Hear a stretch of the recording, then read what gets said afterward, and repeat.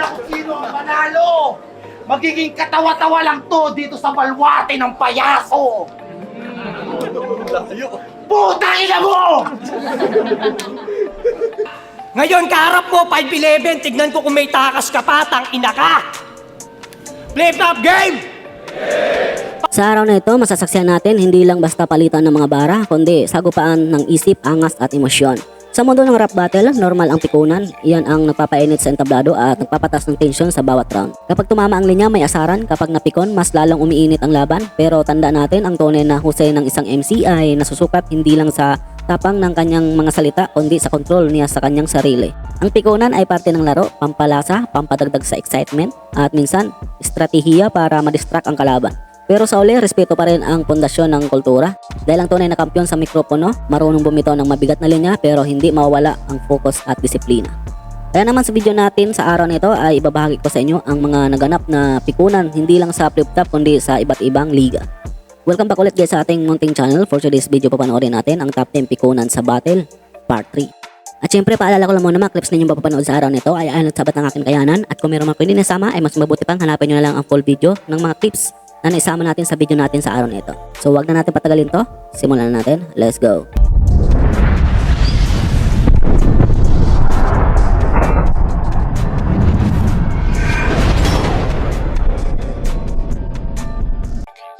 Top 10. Ang sampalan sa pagitan ni Fatal Dope, laban naman kay Yang Yang. Sa naging laban sa QRBL, dito nga ay nagkaharap sina Fatal Dope at Yang Yang kung saan round 1 pa lang nga ay sobrang init na ng laban. Bungad pa lang nga ay sampal agad ang tinamo ni Fatal Dope. Marinig nga natin sa video na mukhang malakas nga ang pakasampal nito. Pero kahit ganun nga ay nanaig pa din ang pagiging sportman ni Fatal Dope at binaliwala nga lang niya ito na halata naman sa mukha niyang gusto niyang gumanti dito kay Yang Yang. Ilabas mo na yung Bible, umpisahan mo na magdasal, bago magsimula to, pwede pa sa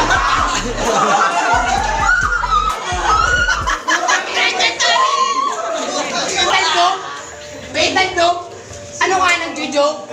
Maraming matitisabuhin ngayong gabi para si Balakid nag-joke. Tumigil ka na sa pagrarap. Tumigil ka na sa pagrarap. O bakit galit ka? Ha? Papalag ka? Putang ina mo! Top 9. Ang pisikalan sa pagitan ni Lord Manuel at R-Zone. Finals ng FRBL tournament nang magkaharap sina Lord Manuel at R-Zone. Sa sobrang init ng laban at gigil na R-Zone ay di nga sinasadyang matamaan si Lord Manuel ng kanyang sombrero na naging dahilan na rin kaya gumanti si Lord Manuel. Medyo natigil ng kaunti ang laban dahil na rin sa pikunan. Pero kahit papano ay nagsuri naman si R-Zone at natuloy din ang laban. Bandang uli ay respeto pa din ang nanaig at natapos ang laban na wala namang masaktan o nalsuntukan. O diba ganun lang ginagawa nito sa battle? Madali lang naman yung invento line sa sarcastic lyrics tas gusto nyo eto mag-champion. Rapper na chismoso at puro invento, madami na kayong gumagawa nun. Feeling siga sa battle lang ako. Bakit?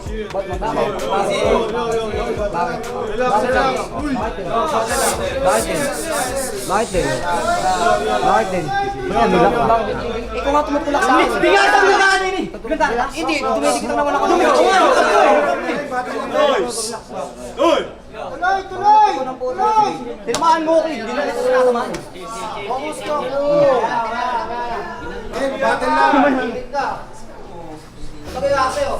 Game na. Battle lang, may pusta kami oh! Battle lang, may pusta kami! Battle lang! Sabi na ako na wala akong dikit sa'yo.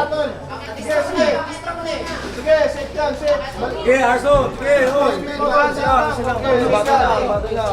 Ano? Tuloy! Battle lang! Bakas ka, hindi mo magkano nagawa. Sinadya ko ba? Sige! Tuloy!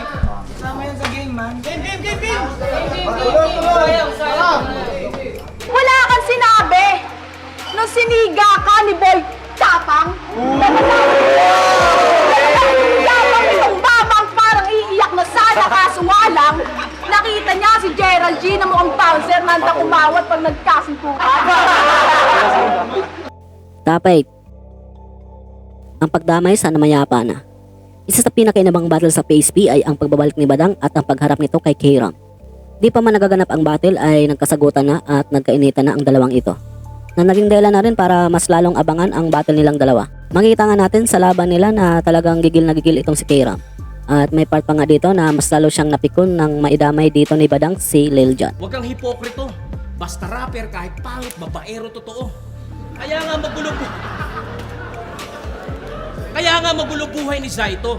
At yung isang kagrupo nyo, binaril pa sa ulo. Si Lil Jon. Di ba totoo? Babaero ka rin. Hayok sa laman at kantutero ka din. Nagmamalinis ka porket hindi ka nabubuking. Buking ina mo, huwag mo akong aningin. Dahil yung tunay na rapist at manyakis, ganyan ang mukha kong tumingin. Kaya ito ang papers ko na nagpapatunay na acquitted ako sa lahat ng kaso ko. Kaya kung puro issue ko pa rin ang babanggitin ninyo, may sayad ng mga utak ninyo mula sa korte. Ito ang order ko. Acquitted ako. Not guilty ako. Malinis ako. At higit sa lahat, inosente ako.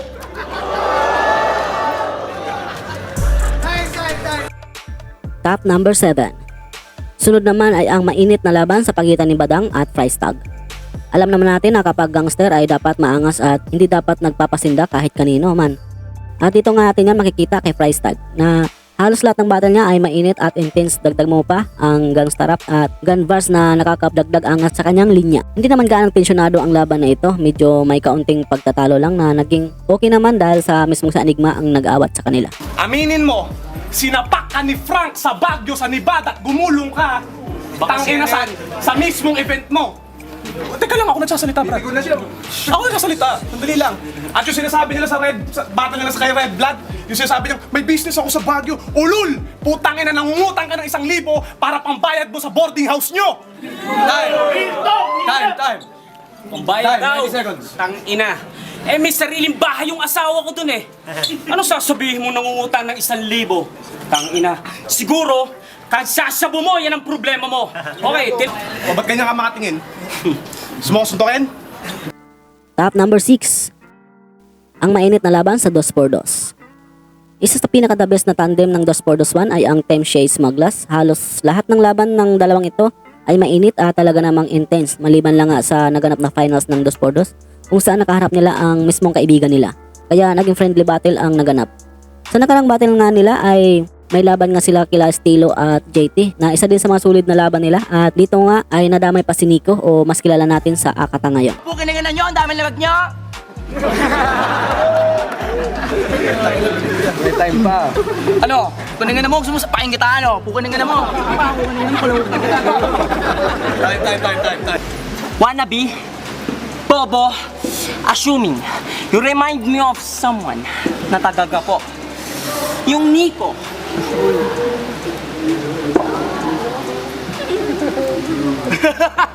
Ano gago to? Okay, teka lang. Yung last time eh. Okay. Tangina po. Siyempre dahil umabot ko sa part ito at kung bago ka lang nakapasyal sa channel ko ay nanyanyahan mo na kita na mag-subscribe at pakihit na ng bell button para laging updated kung may bago ko ilalabas mga content tulad nito. Siyempre pabalo at like na ng ating Facebook page. Nag-upload ako ng mga content about sa hip-hop at flip-top. Nga pala guys, naghahanap kayo ng mga solid na damit, cup na pamorma at siyempre yung mga flip-top collab tulad ng Real Jokes, Hype Beat, High Minds at iba pang mga flip-top MC collab ay nandiyan po sa ating description. Ay meron po tayong mga tag product dyan na nakalagay po sa description o di naman kaya nakapop up dyan sa may video natin. Sa mga may napili na po na item at mag-order po ay screenshot nyo lang po yan at isend po sa Facebook na ilalagay natin sa description. At samahan nyo na rin ng inyong Gcash number para na rin sa 100 pesos na pamasko natin sa inyo. So ayun, magpatuloy tayo. Let's go. Top number 5. Ang pagpunit sa litrato. Isa din sa mainit na laban ay nang magkaharap ang dalawang famous ng flip-top. Ito nga ay sina Lil Sisa at Harty. Umpisa pa lang ng laban ay sobrang init na at halata na talagang gigil ang isa't isa at medyo personalan nga ang banat ng magkabilang kampo na kahit nga sa Enigma ay nagrereklamo na. At may part pa nga dito na naglabas si Harty ng picture nila ni Lil Sisa na agad namang pinunit ni Lil Sisa. Natapos na ang laban na nagsisisi sa Enigma sa nagawa niyang matchup. Lil Sisa aka Lil Daing. Tagahanga ko lang tong kumag na to. Ito na ang matagal mong request. Ang picture natin na may autograph ko. Sa'yo na, gago.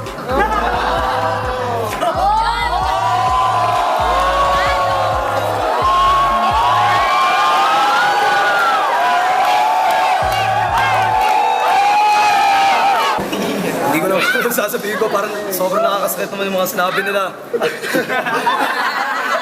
saktan. Pero, Papampam kasi. Huwag kang mag-alala, di ko to pagsasabi. Sa pagkarami-raming viewer ng flip top dito sa Sabungan, ang syunga mo talaga, hindi to susuhan. Oops, ako na ulit, huwag ka makulit, di ka malupit, di ako galit, muret, ngawet, lawet, mukhang puwet, para may sakit, huwag ka pipigat, lakasan mo ang loob mo. Labog, labog, lubog, lubog. Winakasan ko na karir mo. Oh, Nawala siya. last na banat. Uuwi kang dilat. Darating si Mayor, maghugas ka ng bilat.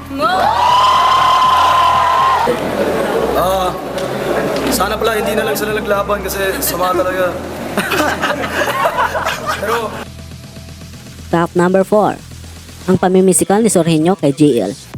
Isa nga sa mainit at intense na laban noong sa buhay 2024 ay itong laban ni JL at Sorhenyo, kung saan naganap ito sa second round ng isabuhay. Halata mo nga dito na nagigil si Sorhenyo at para bang napipikon siya dahil sa mas malakas ang linyang binibitawan dito ni JL. Makita nga natin dito na pastimpling binabangga at may minsan pa ngang nilalakasan nito ang pagtapik nito sa dibdib ni JL. Pero ganun pa man ay nagsorry naman ito at hindi naman big deal para kay JL at makita mo nga dito ang pagiging sportman niya. Kaya binabago mo yung timeline mo para mag-champion kang banuka kaso nasagi mo yung timeline ko kaya mababago yung resulta. Oo, mistake mo yan, sir. Pero may medalya. Tong medalya, ngayong binigyan ng L. Ay, sorry.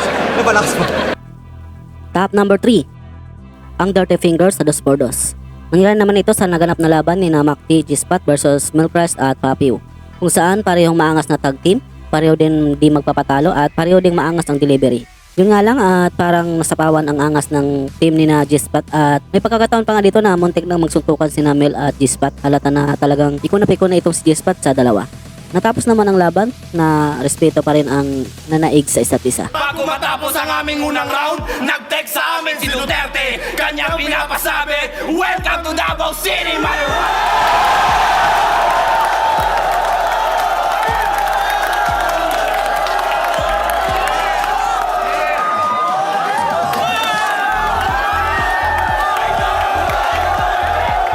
Nakita ko yung fanpage ng tatay mo, natadtad ng testy.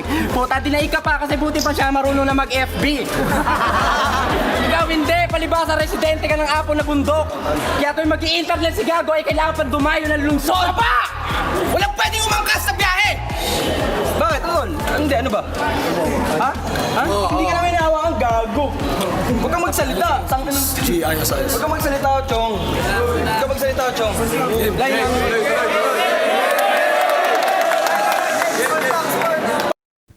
Top 2. Nagkagulo sa Magic Words. Ito international na battle pero dahil kasali ang Pinoy ay kasama na rin ito sa content natin sa araw na ito. Ito nga ay naganap sa Toys Rap Battle League kung saan nagkaharap sina Mike Sweep at Guest. Sa round 1 and 2 ng bawat isa ay okay naman ang palitan ng linya. At pagdating nga ng round 3 ay dito nga nabitawan ni Mike Sweep ang Magic Words na ayaw marinig ng mga black. At dito nga ay nagkaroon ng agromento at makikita nga natin dito na sobrang bad trip ang kalaban ni Mike Sweep. At pati cameraman nga ay nadamay ba din. Put the finger on the trigger and kill him with the flow. So I could kill your ego, my nigga. You know what? Yo, hey, now, no. First real Yo, Negro. we not I doing got history. Look it up in the facts. History. Look it up in the facts. I died. Your shit in this bitch. I died. Look it up. It's facts. See, I didn't want to freaking tell him. Why you think Hey, you gonna stand there and let him keep fucking talking? Cause I'll split his shit in this bitch. I will split your shit in this bitch. I will split your shit. I will split. Hey, I will split. Hey, stop fucking rapping. Stop. If you don't stop rapping, I am gonna split your shit if you keep rapping. I promise you. I don't drink shit. I'm gonna split your shit. I promise you. I promise you. You better stop rapping or I will split your shit in this bitch. I will end your shit. No, you ain't finishing shit. Turn this shit the fuck off. I'm sorry. No, Dad. Hey, turn this shit the fuck off. Hey, get the fuck out. Hey, get the fuck out. Check this out. I didn't want to Get the fuck out. Get your ass. Para sa ating top number 1. Akala ko ba tulak to? Malamang iba dito sa inyo ay nakapanood na ng video na ito or yung clips nito. Kaya sa di pa nakapanood, stay ka lang dyan. At doon naman sa nakapanood, pakikusayo ko napanood mo na. Alis ka na lang kung napanood mo na. Di, joke lang. Ito na, naganap nga ang laban sa Encuentro, Rap Battle League, kung saan nagkaharap ang Team Rep Rap at Team Grindstone. Umpisa pa lang ang laban ay sobrang init na at intense ng sigawan at delivery ng Grindstone. Ngunit pagdating nga ng round ng Team Rep Rap ay dito na nga nagsimula ang tunay na laban. So ayaw pala ang Grindstone, ha? Bitch! Ito ba yung kapatid? Total parehas tayong tres! Tumigil ka na mag-rap kasi yung pitch mo nakaka-stress! Rich, walang intense kahit kiliti, wala man lang. Kala ko ba tulak to? Baka tulak! Ay, ano yan?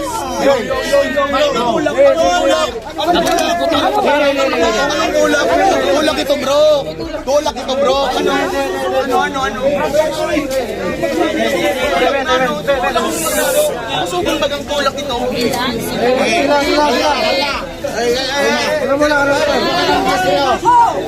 Hey, successful lang.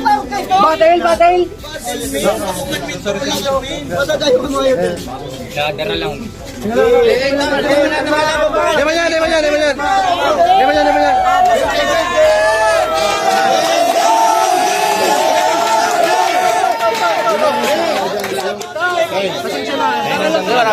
At dyan nagtatapos ang video natin for today. Sana may natutunan kayo at nag-enjoy din kayo sa content na to. Kung nagustuhan mo, don't forget to like this video. Mag-comment ka na rin sa baba kung anong gusto mong makita sa sunod. At syempre, subscribe mo na rin ang channel para lagi kang updated sa mga bagong uploads natin. Maraming salamat sa suporta. See you to the next video. Keep safe at stay awesome.